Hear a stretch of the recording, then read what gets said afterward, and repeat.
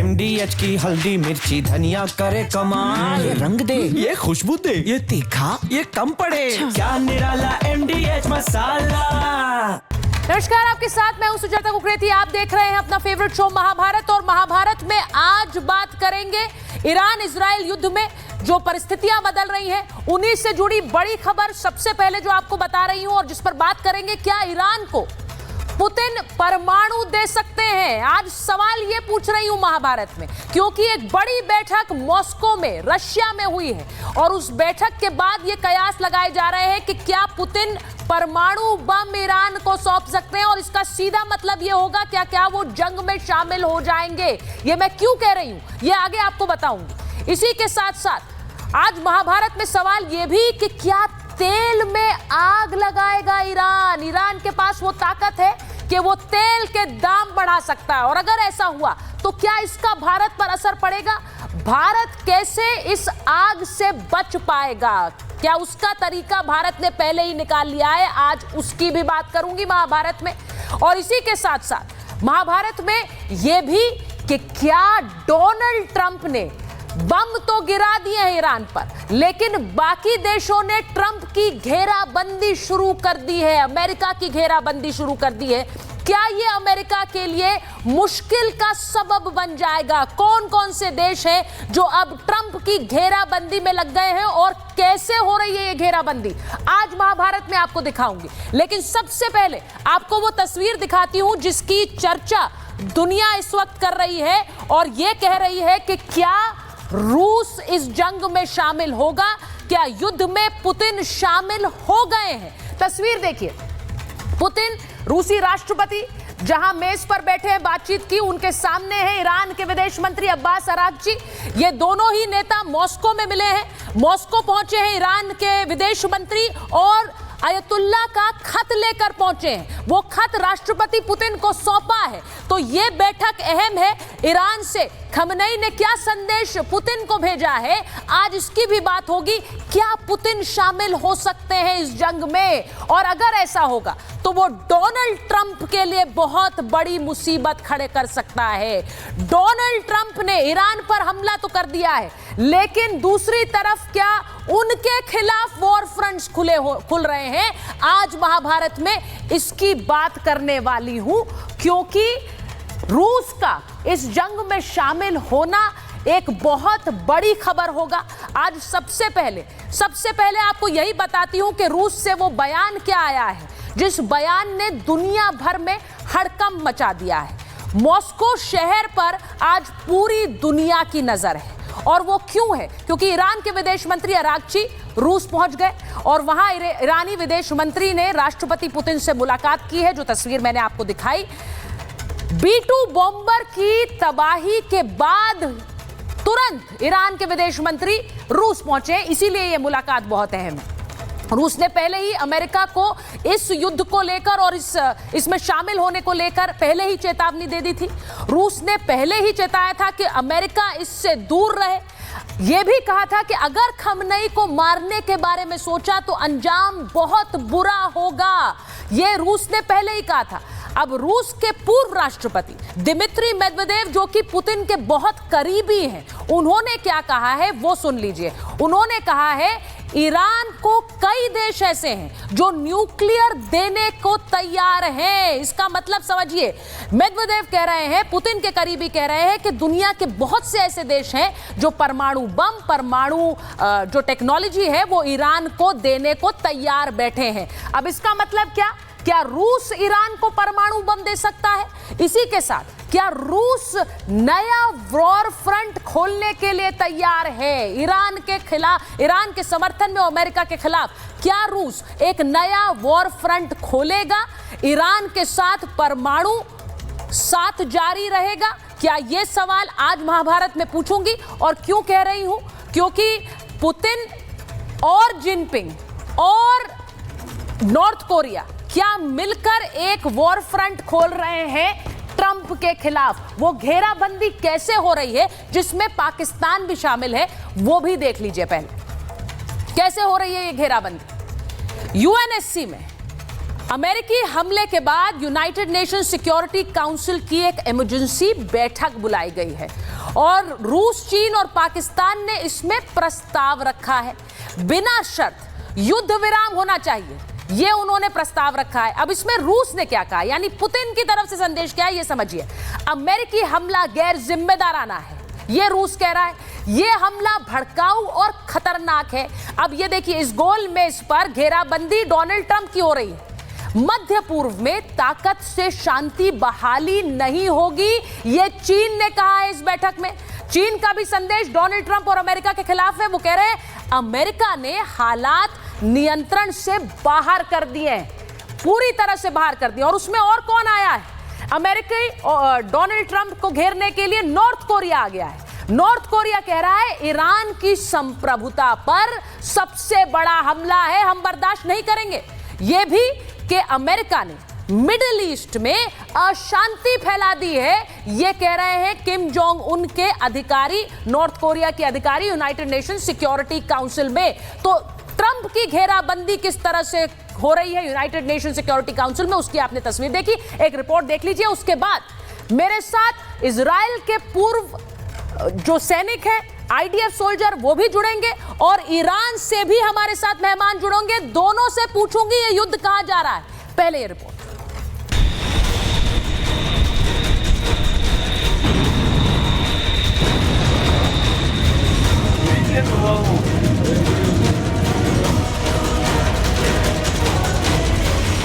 America ने B-2 bomber से Iran के परमाणु साइट ध्वस्त कर दी।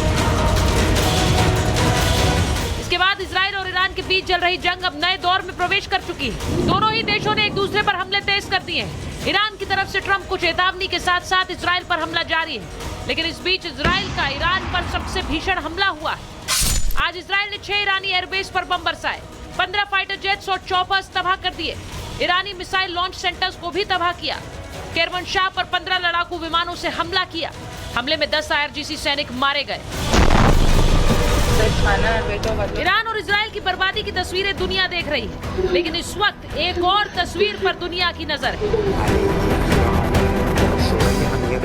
ईरान के विदेश मंत्री आज मॉस्को में हैं और उन्होंने रूसी राष्ट्रपति पुतिन से मुलाकात की है। ईरान के विदेश मंत्री का रूस पहुंचना अपने आप में एक तहलका मचा रहा है। रविवार को रूस ने ऐलान करके तहलका मचा ही दिया था कि दुनिया के कई ऐसे देश हैं जो ईरान को न्यूक्लियर हथियार सप्लाई कर सकते हैं। ऐसे में यह बयान बहुत सारे सवाल खड़े करता है। इस जंग में पुतिन की एंट्री अमेरिका के लिए मुश्किल खड़ी कर सकता है।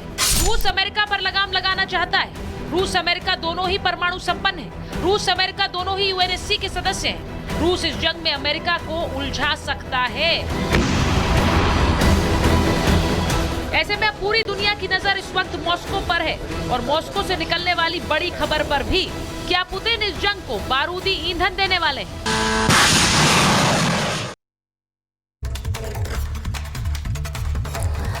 मेरे साथ जो मेहमान जुड़ रहे हैं, मैं उनका परिचय आपसे करा देती हूं। मेरे साथ जुड़ रहे हैं एयर कॉमोडोर AS बहल, हमारे साथ जुड़ रहे हैं मेजर समरपाल तूर, हमारे साथ फॉर्मर एम्बेसडर अचल मल्होत्रा साहब जुड़ रहे हैं। और मैं आपको यह बताऊं कि मेरे साथ बेनी बेंजामिन, जो कि फॉर्मर IDF सोल्जर हैं, सीधे इजराइल से जुड़ रहे हैं, मैं उनके पास जाऊंगी। इसी के साथ साथ मेरे साथ ईरान से मेहमान जुड़ रहे हैं, जमीर अब्बास जाफरी साहब, जो कि ईरान में इंटरनेशनल यूनिवर्सिटी के प्रोफेसर हैं, मैं उनके पास जाऊंगी क्योंकि इस वक्त बहुत बड़ी खबर है।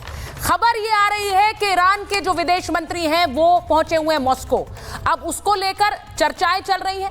चर्चाएं ये चल रही हैं कि क्या परमाणु बम या परमाणु टेक्नोलॉजी पुतिन दे सकते हैं। मैं जरा सीधे जमीर साहब के पास ही जा रही हूं। प्रोफेसर जमीर, बहुत स्वागत आपका रिपब्लिक भारत पर।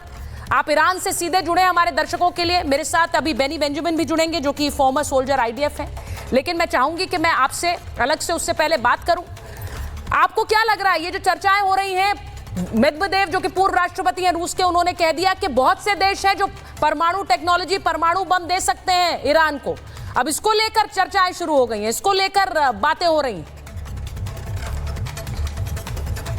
प्रोफेसर साहब जी, देखें, ये न्यूज के लिए और सेंसेशनलिज्म के लिए अच्छी बात है, लेकिन मैं आपको ईरान की नैतिक और मॉरल वैल्यू सिस्टम में आपको बता दूं कि ईरान में आयतुल्लाह खामेनाई का फतवा है कि हम इस्लामी तौर पर कोई भी ऐसा वेपन नहीं बना सकते जिससे ह्यूज डैमेज हो, और न्यूक्लियर बॉम्ब का बनाना इस्लामी तौर पर ईरान कौम के लिए, ईरानी साइंटिस्ट्स के लिए हराम है। तो ये आप जान लें कि ये जो परमाणु बम की बात हो रही है, तो ये आप समझ लें कि ये टोटल जो लड़ाई है ये झूठ की बुनियाद के ऊपर है। देखिए, मैं आपको कुछ फैक्ट्स बयान कर दूं। जी, मैं आपसे ये पूछूंगी, आपने जो बात कही इसका सीधा मतलब ये है, ईरान से लाइव हमारे साथ प्रोफेसर जमीर जुड़े हुए हैं, मैं उनसे आपसे ये पूछ रही हूँ प्रोफेसर साहब कि क्या आप ये कह रहे हैं कि कोई बॉम्ब बनाएगा ही नहीं ईरान, क्योंकि इसी बिना पर तो अमेरिका ने हमला किया कि वहां परमाणु बम बनाए जा रहे थे। आप ये कह रहे हैं कि इसके खिलाफ फतवा है, ये ईरान में हो ही नहीं सकता कि परमाणु बम बने। अहमदीनेजाद की जो रिजीम थी तो उन्होंने तो कहा कि वो परमाणु बम बनाना चाहते हैं। प्रोफेसर जमीर, आप मुझे एक भी कोई भी ईरानियन ऑफिशियल्स का लास्ट 40 इयर्स में एक भी स्टेटमेंट बता दें जहां वो कह रहे हैं कि हम जो है न्यूक्लियर बॉम्ब बनाना चाहते हैं। टोटली गलत खबर है, वेस्टर्न खबर है। और मैं आपको ये बता दूं, जो IAEA के चीफ अभी हैं ग्रॉसी जी, उनका 3 दिन पहले इकोनॉमिक टाइम्स में एक इंटरव्यू छपा है जिन्होंने खुल के कहा है कि ईरान के पास न्यूक्लियर बॉम्ब बना रहा है, हमारे पास ऐसे कोई भी प्रूफ नहीं है। ये IAEA के चीफ कह रहे हैं। आपको मैं कुछ फैक्ट्स बयान करता हूं ताकि आप एक हिस्ट्री आपके व्यूअर्स समझें कि ईरान ने NPT साइन किया है, ठीक है। NPT वो एक ट्रीटी होती है जहां पर आप पूरी दुनिया को इजाजत देते हैं कि आपकी कंट्री में आए और इंस्पेक्शन करे। ईरान के जितने इंस्पेक्शंस हुए हैं उतने किसी कंट्री के नहीं हुए हैं। दूसरी चीज, ईरान के अंदर इजराइल NPT साइन नहीं किया है। इजराइल के पास ऑलरेडी न्यूक्लियर बॉम्ब है, अमेरिका के पास ऑलरेडी न्यूक्लियर बॉम्ब है। ईरान ने कहा कि नहीं भाई, हमें नहीं बनाना है, और ईरान ने कहा कि आप आके चेक करो, और इंटरनेशनल कम्युनिटी आके चेक करती है। ठीक। दूसरी चीज, आप गौर करें इस बात के ऊपर, 2015 में पूरी दुनिया ने आके ईरान के साथ नेगोशिएशन की, JCPO का एक एग्रीमेंट साइन हुआ। उधर यूरोपियन 4 कंट्री थी, अमेरिका था और ईरान थे, और इन लोगों ने मिलके, ईरान ने अग्री किया और दुनिया ने कहा कि ये दुनिया का सबसे बड़ी पीस ट्रीटी है, फला है फला है फला है। लेकिन ये धोखेबाज लोग हैं। इन लोगों ने 2015 में ये किया। 2018 तक IAEA ने 19 बार 19 टाइम्स कहा कि हम ईरान के न्यूक्लियर फैसिलिटी और इंस्पेक्शन से राजी हैं। फिर 19 टाइम्स कहा। देखिए, 2018 में आके ट्रंप ने उस एग्रीमेंट को फाड़ के फेंक दिया, कहा कि नहीं, हम इस एग्रीमेंट को अग्री नहीं करते हैं। देखिए, मैं ये बताऊं कि जरा चलाइए वो तस्वीरें भी, जब इजराइल में बमबारी हुई है, इजराइल में कैसे बमबारी हो रही है, क्योंकि दोनों ही देश इस वक्त, ईरान भी हमला कर रहा है, इजराइल भी हमला कर रहा है। वो तस्वीरें मैं इस वक्त स्क्रीन पर दिखा भी रही हूं। लेकिन बहुत बड़ी बात प्रोफेसर जमीर कर रहे हैं। प्रोफेसर जमीर कह रहे हैं कि कोई बम ईरान नहीं बना रहा है, ये IAEA जो अंतर्राष्ट्रीय संगठन है उसने इसकी निगरानी की है, ये दादागिरी है डोनाल्ड ट्रंप और अमेरिका की। अब मैं एक बार जरा बेनी साहब आपके पास जा रही हूं, क्योंकि रूस के राष्ट्रपति ने एक बड़ा बयान दिया। मैं पहले जरा वो खबर चला देती हूं। राष्ट्रपति पुतिन और ईरानी विदेश मंत्री में मुलाकात की है, और मुलाकात के बाद व्लादिमीर पुतिन ने क्या कहा है? इजराइल ने ईरान पर बेवजह हमला किया है, ईरान के हालात पर हमारी पैनी नजर बनी हुई है, ईरान में सत्ता परिवर्तन का फैसला सिर्फ जनता कर सकती है, सिर्फ जनता। सत्ता परिवर्तन का अधिकार किसी बाहरी को नहीं है, यह राष्ट्रपति पुतिन ने कहा है। रूस इतिहास के सही पक्ष में खड़ा हुआ है। अब देखिए, जो बात प्रोफेसर जमीर ने कही, मैं वही सवाल लेकर बेनी साहब के पास जा रही हूं। बेनी साहब, आप क्योंकि एक IDF के सोल्जर रहे हैं, मैं जरा पूछना चाहती हूँ। प्रोफेसर जमीर कह रहे हैं कि ईरान ने कभी कोई बम नहीं बनाया है, हम तो उसके खिलाफ हैं, वहां पर तो एक फतवा जारी है, हम ऐसे कोई बम नहीं बनाते हैं जिस तरह का जो मानवता को नुकसान पहुंचाए। और इजराइल के पास तो पहले से परमाणु बम है, वो जग जाहिर नहीं करता है। बेनी साहब जरा बताइए। जो रिजीम अपने खुद के पब्लिक को झूठ बोल सकता है, सिर्फ बेनी साहब जो अपने पब्लिक को झूठ बोलता सकता है, तो हम लोग कौन है? एंड हम लोग तो प्रूफ करके बताए हैं। Not only I have proved, not me, sorry, the Israeli thing is proved. America ने प्रूव किया है। वो आई से इसे बोलते हैं ना, वो उसको बोल रहे क्या उन्होंने बताया कि उन लोग के पास बम नहीं था। उन लोग ने तो यूएन में जाके बोला कि they are almost to the atom bomb. तो ये सब झूठ है। और जो अब्बास अपने बोल रहे हैं वो सब सच है। मैं नहीं जानता हूँ, रियली सच जानता नहीं मैं हूँ। But I can tell you one thing, ये जो वॉर हो रही है वो खाली पीली तो नहीं हो रही है। हम लोगों को क्या we are sitting, all our public is sitting in shelters today. This is not for us, we are not doing because we want to do. उन लोग की पब्लिक इधर नहीं है, शेल्टर्स में नहीं है। नॉट ओनली नॉन शेल्टर्स, उन लोग के पब्लिक को हमला होता ही नहीं हमारे तरफ से। तो means I don't know what बोल रहे, कि सब झूठ बोल रहे हैं और ये खाली ईरान सच बोल रहा है। तो इतना ईरान सच बोल रहा है तो why the western world is all with us now and telling that Iran is supposed to sit on a negotiation table. Friday तक नेगोशिएशन टेबल पर बैठने को तैयार नहीं था। They want that we will not give up. So क्या, I mean, what do you want exactly? I don't know. Beni साहब, मैं एक चीज पूछूंगी आपसे, क्योंकि हम तो ये दिखाना चाह रहे हैं कि दुनिया के अलग अलग मोर्चों पर क्या हो रहा है। आप एक लड़ाई लड़ रहे हैं और ये सवाल मैंने पहले भी पूछा है कई मेहमानों से जो जुड़ते हैं हमारे साथ, कि यहाँ पर एक अस्तित्व और एक वजूद की लड़ाई है। वो लड़ाई इजराइल लड़ रहा है। इजराइल, आप लोग बार बार जो ये बात कहते हैं, इस वक्त रूस के राष्ट्रपति का जो एक हस्तक्षेप हुआ है, ये एकदम से ईरान के मंत्री का वहां जाना, पुतिन से मिलना, और पुतिन कह रहे हैं कि ये एक बहुत खतरनाक लड़ाई छेड़ दी है। आप लोग रूस के रोल को कैसे देख रहे हैं इसमें? क्योंकि अगर रूस इसमें शामिल होता है तो ये बहुत बड़ी एक लड़ाई हो जाएगी। आई एम सो श्योर जब अमेरिका और रूस बात करते हैं उन लोग के बीच में, एंड हम लोग जो हमारा जो प्राइम मिनिस्टर है वो भी रूस से बात करता है। interest of politic interests is I don't understand this political interests, because they have an interest in Iran, because they're getting a lot of oil from them, they're getting a lot of gas from them. So I don't know how the interest works, but sometimes politically correct, you must take one side or that side, so that's the political correct things that they are putting is doing. I don't think nothing else than that. मेरे को नहीं लगता है उससे beyond कुछ कर रहा है. But there is an understanding between Putin and Israel. बिल्कुल. अब देखिए, आप मेरे साथ इस वक्त बेंजामिन जुड़े हुए हैं। बहुत अच्छी तरह से वो इजराइल का पक्ष रखते हैं हमेशा। आपने आज भी सुना, वो कह रहे हैं कि दोनों ये जो राष्ट्रीय अध्यक्ष हैं ये मिल रहे हैं।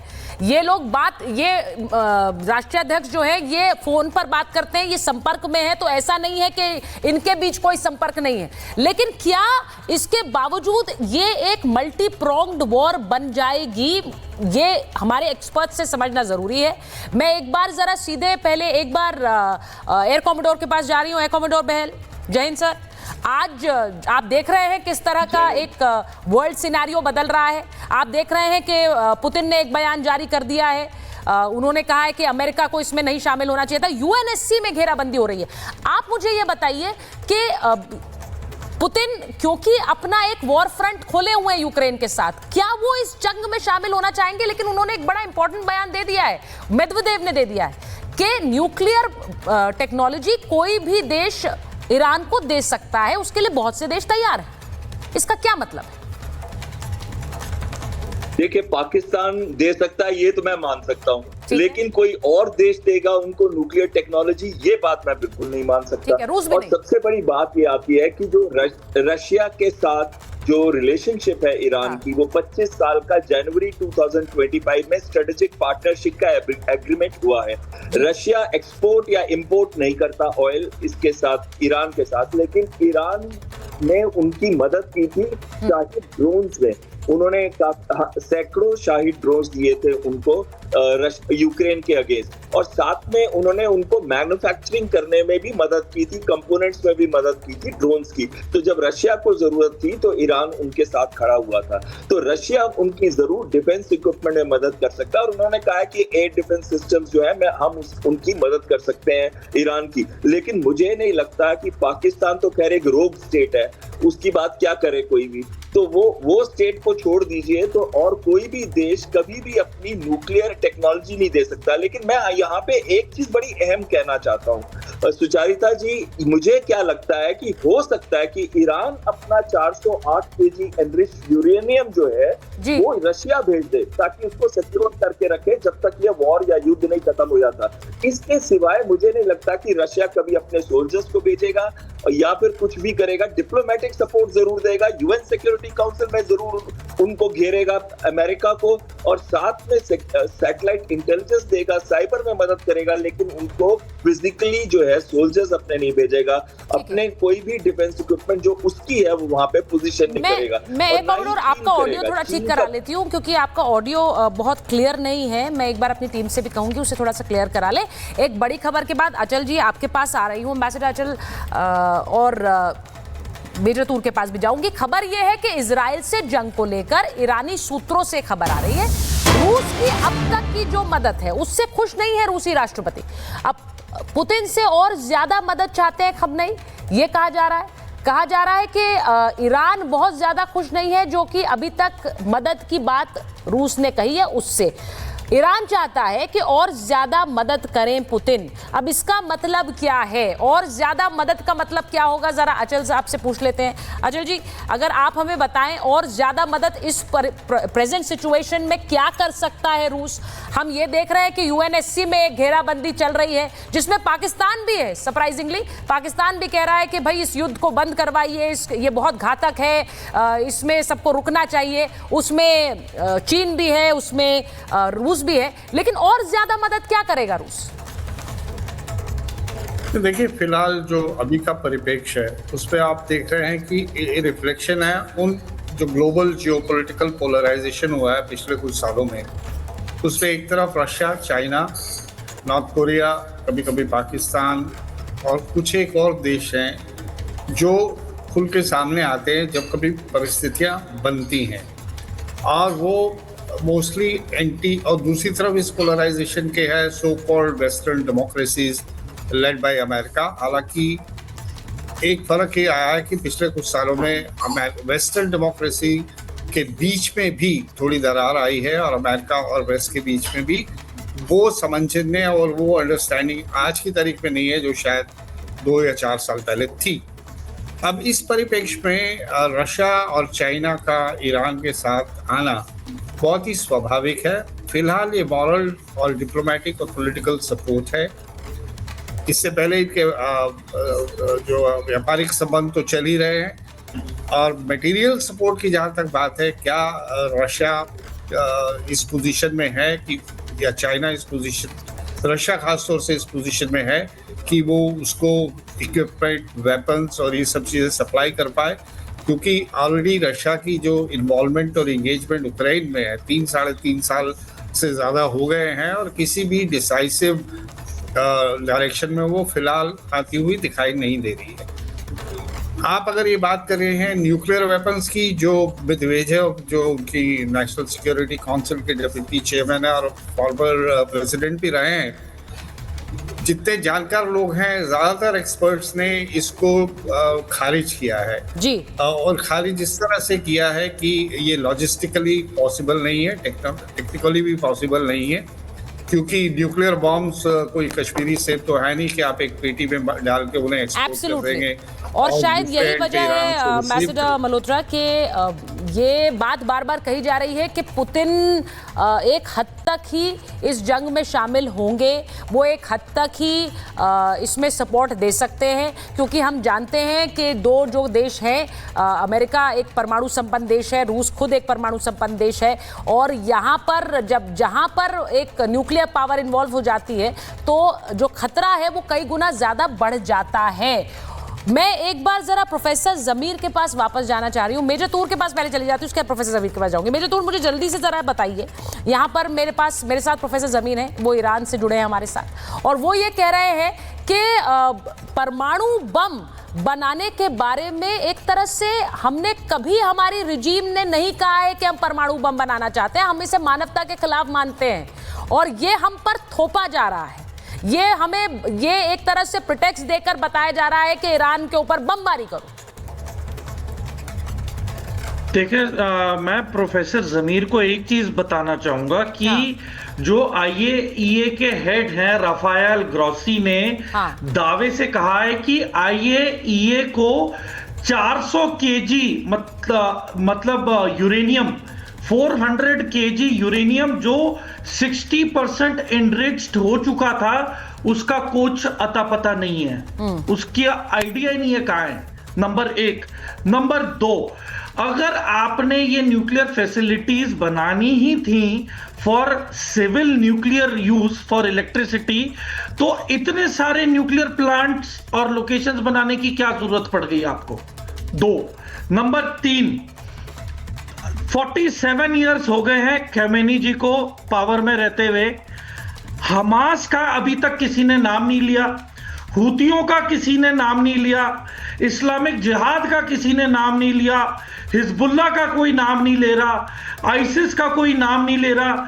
ये वो ही गुट हैं और ये सबका ताल्लुक ईरान के साथ है, शिया के साथ। तो आप लोगों ने 45 साल आतंकवाद फैलाया है पूरी दुनिया में, और अब आप बात कर रहे हैं कि एक स्टेटमेंट दे दी और फतवा दे दिया कि न्यूक्लियर बम नहीं बनाएंगे। अगर खमेनी जी गुजर गए, उनके बेटे उनकी जगह ले लेते हैं, तो क्या वो फतवा रहेगा? आप कैसी बातें कर रहे हैं? देखिए, हम सबको जमाने के साथ चलना है, और जिस तरीके से आपने तो एक स्लोगन को ही जन्म दे दिया, death to America, death to Israel. आपने रेडिकलाइज इतना किया हुआ है अपनी पब्लिक को। आपका एक स्पेशल जेल है तेहरान में, एविन प्रिजन, उसके अंदर पॉलिटिकल डिटेनीज है, आपके पत्रकार हैं, लेखक, स्कॉलर्स है, ह्यूमन राइट एक्टिविस्ट है। तो मेजर तूर मैं आपके पास, मेजर तूर मैं प्रोफेसर जमीर से कुछ सवाल इस पर भी लेना चाहती हूं, क्योंकि आपने कहा, ये सवाल बिल्कुल सही है, आप जो बात कह रहे हैं कि यहूदियों को लेकर या फिर इजराइल को लेकर जो एक सवाल उठाता रहा है ईरान की रजीम, मैं उसको लेकर भी प्रोफेसर जमीर से पूछूं।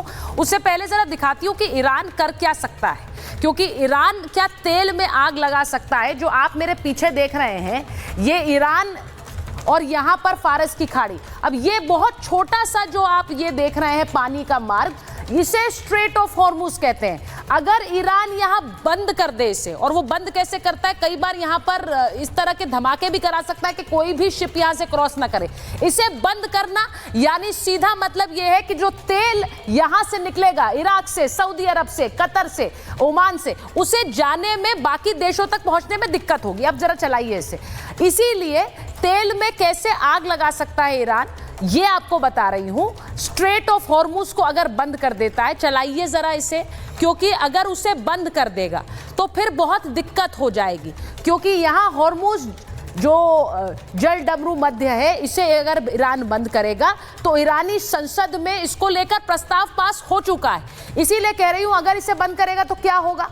हॉर्मुज स्ट्रेट दुनिया का एक प्रमुख चोक पॉइंट है। चोक पॉइंट यानी जैसा गला चोक करते हैं, वैसे ही इसको यहाँ चोक कर दिया तो कोई शिप नहीं गुजर सकता है। फारस की खाड़ी को अब अरब सागर से जोड़ता है, वैश्विक तेल व्यापार का महत्वपूर्ण गलियारा है, और दुनिया के 20% तेल और 25% गैस की ढुलाई यहीं से होती है।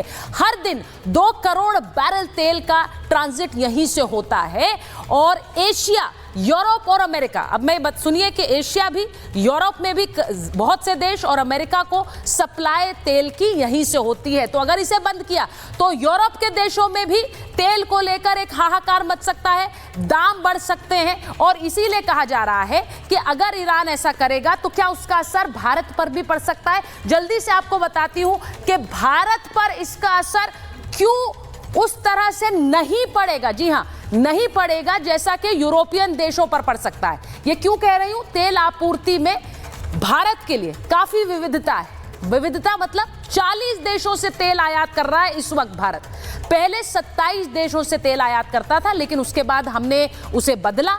रूस अब सबसे बड़ा तेल आपूर्ति करता है भारत के लिए। स्विस नहर, केप ऑफ गुड होप के रास्ते हमारे यहां पर तेल आता है, या प्रशांत महासागर रास्ते होती है आयात। 2025 में रूस से 21 से 22 लाख बैरल प्रतिदिन आयात हमने किया तेल। भारत LNG कतर से भी आयात करता है तेल। इसी के साथ साथ कतर हॉर्मुज स्ट्रेट का इस्तेमाल नहीं करता है, जहां से हमारे पास तेल आता है। कतर हॉर्मुज स्ट्रेट का इस्तेमाल नहीं करता, इसीलिए अगर उसे चोक भी किया जाता है तो हमें उतनी दिक्कत नहीं होगी। तो भारत के लिए उस तरह की दिक्कत नहीं होगी, लेकिन यूरोपियन देशों को दिक्कत हो सकती है, इसी की बात मैं कह रही हूं। अब मैं जरा एक बार प्रोफेसर जमीर के पास जा रही हूं। प्रोफेसर जमीर, ईरान बहुत कुछ कर सकता है। ईरान इस वक्त बाकी दुनिया के देशों के लिए भी मुश्किल खड़ी कर सकता है, क्योंकि उस पर हमला हो रहा है, ये स्वाभाविक है। मैं आपसे पूछूंगी, ईरान में इस वक्त मत क्या है? क्या ईरान पलटवार करेगा अमेरिका पर? इजराइल पर तो हमले कर ही रहा है, लेकिन इस वक्त ईरान में क्या सोच है? ये युद्ध जो है वो उसी युद्ध का एक कंटिन्यूएशन है जो अमेरिका ने पूरे मिडिल ईस्ट में किया है।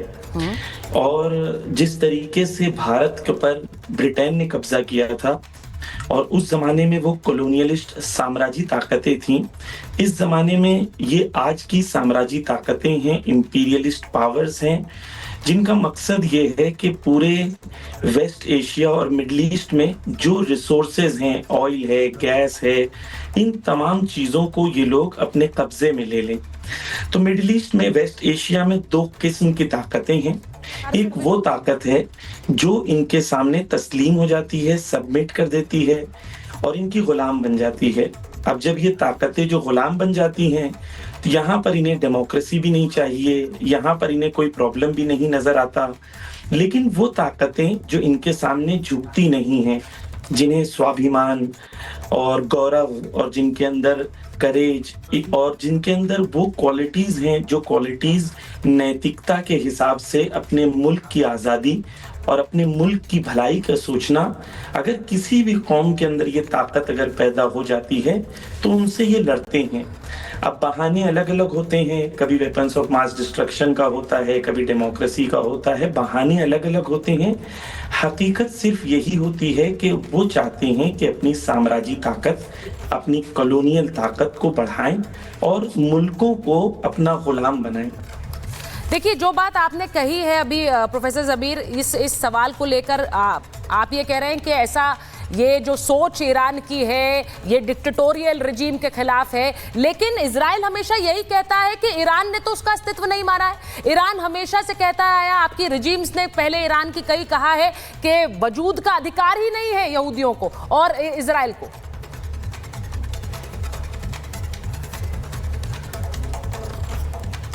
जी, बहुत अच्छा सवाल है आपका।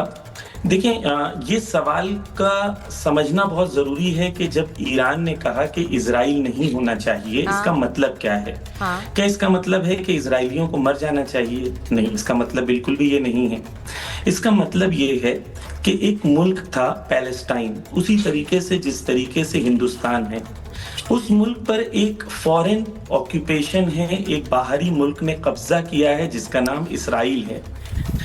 और जब एक फॉरेन ऑक्यूपेशन एक मुल्क के ऊपर है तो नेचुरल सी बात यह है कि आप कहेंगे कि वो मुल्क आज़ाद होना चाहिए, और जो ऑक्यूपेशन है, जो उसके ऊपर काबिज मुल्क है, जैसे ईस्ट इंडिया कंपनी हम पर काबिज थी, तो हम नेचुरली इंडियंस ये चाहते थे कि ब्रिटिश ईस्ट इंडिया कंपनी खत्म हो जाए और इंडिया जो इंडिया है वो बाकी रहे। तो अगर कोई इसका मतलब ये लेता है कि यहूदियों को मार दिया जाए तो ये गलत है। मैं आपको ये भी बता दूं आपके व्यूअर्स की समझने के लिए कि आप जानते होंगे शायद कि पूरे वेस्ट एशिया में, मिडिल ईस्ट में, इजराइल में सबसे ज्यादा ज्यूज हैं, यहूदी हैं। उनके बाद दूसरे नंबर पर सबसे ज्यादा यहूदी ईरान में हैं। हत्ता ईरान में पार्लियामेंट मेंबर्स यहूदी हैं, वहां पर यहूदी जो होते हैं वो अपने दरमियान वोटिंग करते हैं, इनके चीफ रब्बाई हैं यहाँ पर, जो इनके बड़े प्रीस्ट होते हैं वो यहाँ पर हैं। तो ईरान का स्टैंड क्या है ये समझें। प्रोफेसर जमीर, देखिए लड़ाई इसी बात की है। इजराइल हमेशा से लड़ता इसी बात पर आया है कि उसको अस्तित्व का अधिकार नहीं मानते। आप भी नहीं मानते हैं और ईरान नहीं मानता है। आप ये कह रहे हैं कि उन्होंने फिलिस्तीन को नहीं को जिस तरह से उस पर जुल्म ढाया है। लेकिन मैं एक चीज पूछूंगी, एयर कॉमोडोर को लीजिए जरा स्क्रीन पर। एयर कॉमोडोर, मैं आपसे पूछ रही हूँ, इस जंग को आप कहाँ जाते हुए देखते हैं? क्योंकि आपने सुना कि ईरान इसे सीधे डिक्टेटोरियल पावर से जोड़ रहा है। वो खुलकर कह रहा है ईरान अमेरिका डिक्टेटर है, अमेरिका ने सिर्फ हम पर बम गिराए हैं क्योंकि वो यहाँ इस पूरे मिडिल ईस्ट को कंट्रोल करना चाहता है। हमारे पास कोई बम नहीं थे और ना हम बनाना चाहते हैं। एयर कॉमोडोर, अगर आप ईरान की आर्मी के स्पोक्स पर्सन का स्टेटमेंट सुने तो उन्होंने कहा है बहुत क्लियरली, गैम्बलर ट्रंप ने ये युद्ध शुरू किया है लेकिन इसको खत्म हम करेंगे।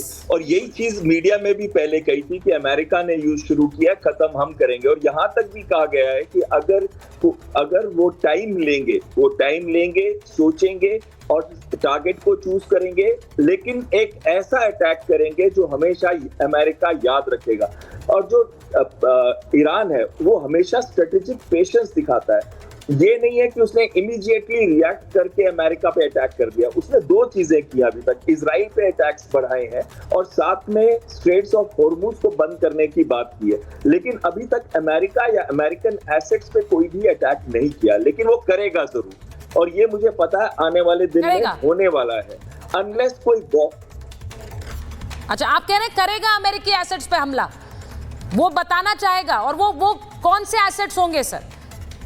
आपको लग रहा है मिडिल ईस्ट में जो अमेरिकी बेसेस हैं उन पर अटैक करेगा, वो हुतीज और हमास के जरिए, हिजबुल्लाह के जरिए हमला करवाएगा? क्या होगा, आपको क्या लग रहा है? देखिए, अमेरिका के 19 मिलिट्री बेसेस हैं और 8 मेजर बेसेस हैं, चाहे वो Saudi Arabia, Oman, UAE, Qatar, Jordan यहाँ पे हैं। तो उसमें सबसे बड़ा एक बेस है प्रिंस सुल्तान का, एयरफोर्स बेस है वो। उसके अंदर 53 उनके F-16 जहाज हैं, 22 के करीब उनके एयर टू एयर रिफ्यूलर्स हैं, 10 C-130 और एकदम टारमैक के ऊपर खड़े हुए हैं। ऐसे खड़े हैं जैसे इनवाइट कर रहे हो, आओ मुझे अटैक करो। और कोई भी हार्डन एयरक्राफ्ट शेल्टर नहीं है जिसके पीछे छुपे हों। तो ऐसे ही जो ज्यादातर बेसेस हैं मिडिल ईस्ट में, ये एक टारगेट है, एक ऑप्शन है। मैं नहीं कह रहा हूं कि वो करेंगे, क्योंकि इसमें जो देश है, जैसे मिडिल ईस्ट के जो देश है, चाहे वो सऊदी अरेबिया हो या दूसरे हो, वो भी इन्वॉल्व हो जाएंगे। तो कहीं ना कहीं उनको पसंद नहीं आएगा ये अटैक, अभी तक जो उनको सपोर्ट कर रहे हैं डिप्लोमेटिकली। और दूसरा ऑप्शन उनके पास क्या है, जो 26 के करीब नेवल शिप्स हैं और 3 के करीब एयरक्राफ्ट कैरियर्स हैं, ये दूसरा ऑप्शन है उनके पास।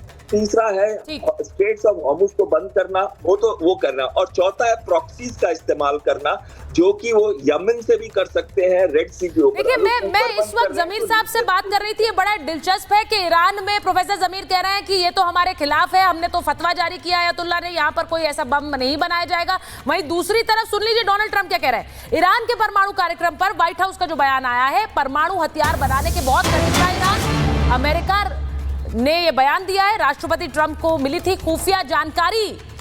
ईरान के साथ कूटनीतिक समाधान चाहते हैं ट्रंप। वो अभी भी डिप्लोमेसी की बात कर रहे हैं, वो कह रहे हैं कूटनीतिक समाधान हो। ईरान ने कहा है हमें किसी तरह की कोई बातचीत नहीं करनी है क्योंकि इन्होंने हम पर हमला किया है।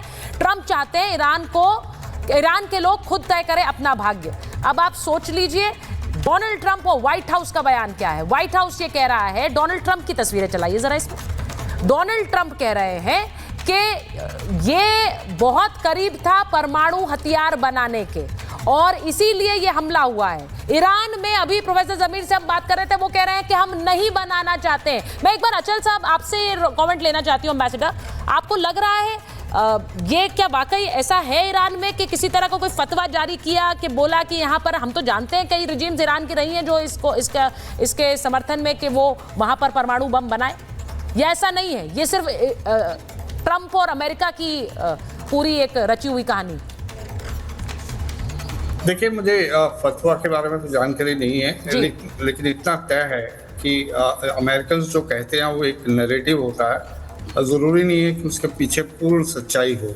2003 में अमेरिका के हिसाब से इराक में सद्दाम हुसैन के पास केमिकल वेपन्स और वेपन्स ऑफ मास डिस्ट्रक्शन थे, और उस प्रिटेक्स्ट पे इन्होंने इराक पे हमला किया, रिजीम चेंज किया, सद्दाम हुसैन को एलिमिनेट किया, न्यूट्रलाइज किया। आज तक वो केमिकल वेपन्स मिले नहीं थे। जहाँ तक ईरान के न्यूक्लियर प्रोग्राम का सवाल है, ये मुझे लगता नहीं 25-30 साल से डिबेट हो रही है। मुझे भी एक चांस मिला था जब मैं IAEA में करीब 4 साल तक एसोसिएटेड रहा था गवर्नमेंट ऑफ इंडिया की तरफ से। कोई भी रिपोर्ट ऐसी नहीं आई थी जिसमें कंक्लूसिवली ये कहा गया हो कि ईरान न्यूक्लियर बॉम्ब बना चुका है या बनाने की दिशा में अग्रसर है। ईरान जो है वो न्यूक्लियर NPT का सदस्य है, उसकी सारी फैसिलिटीज़ जो हैं IAEA के मॉनिटरिंग में है, सेफगार्ड्स एग्रीमेंट के अंदर। बहरहाल ये रिपोर्ट ज़रूर आ रही है कि उसने एनरिचमेंट करी है, और वो एनरिचमेंट जो है शायद उसको न्यूक्लियर वेपन बनाने की हद तक ले जाने की कोशिश कर रहे हैं। आज की तारीख में उनके पास बॉम्ब है या नहीं, ये कोई अभी तक कुछ कंक्लूसिव नहीं है। बिल्कुल, जबकि ये कंक्लूसिवली नोन है। एक मुझे खत्म करने दीजिए, इजराइल के पास 90 बॉम्ब हैं। अब आप ये आप कह रहे हैं कि इजराइल के पास बॉम्ब है, वो कभी जग जाहिर नहीं करता है। इजराइल के पास, ईरान के पास है कि नहीं, ये इनकंक्लूसिव है, क्योंकि ईरान कह रहा है हमने परमाणु बम नहीं बनाए हैं। अब ऐसे में ये पूरी जंग, बहुत से लोग ये भी सवाल उठाते हैं कि जिस तरह केमिकल हथियार की बात कहकर सद्दाम हुसैन पर हमला हुआ, क्या उसी तरह का खेल अमेरिका ने अभी खेला है ईरान के साथ? लेकिन इसी के साथ इस बात से भी इनकार नहीं कर सकते कि जो हूती हैं, जो हमास है, हिजबुल्लाह है, ऐसे आतंकी संगठन को समर्थन देने वाला भी ईरान रहा है, और इस वजह से एक डर इजराइल में और बाकी देशों में स्वाभाविक है। मेरे पास समय इतना ही था महाभारत में। बहुत बहुत धन्यवाद। अब आया असली स्वाद। अब आया स्वाद। जब स्वाद के पड़े हो लाले तो MDH का चंकी चाट मसाला डालें। MDH का चंकी चाट मसाला। MDH